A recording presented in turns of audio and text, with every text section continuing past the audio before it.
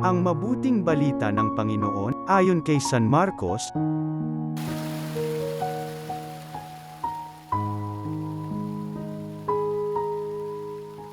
Noong panahong yun, bumalik si Jesus sa Capernaum, at kumalat ang balitang siya'y nasa kanyang tahanan.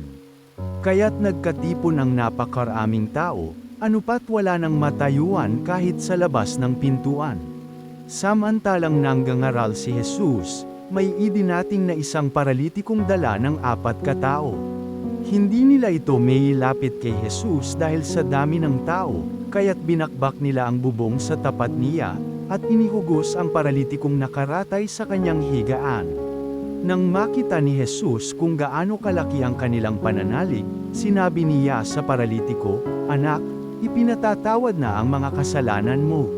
May nakaupo roon ilang eskriba na nagsaloob ng ganito. Bakit nagsasalita ng ganito ang taong ito?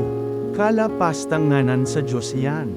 Hindi ba't Diyos lamang ang makapagpapatawad ng mga kasalanan? Talos ni Jesus ang kanilang iniisip, kaya't sinabi niya, "Bakit kayo nagsasaloob ng ganyan? Alin ba ang lalong madali?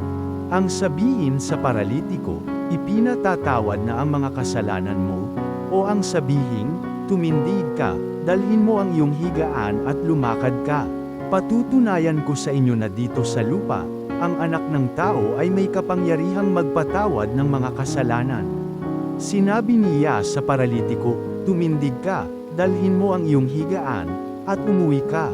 Tumindig naman ang paralitiko, binuhat ang kanyang higaan at umalis na nakikita ng lahat.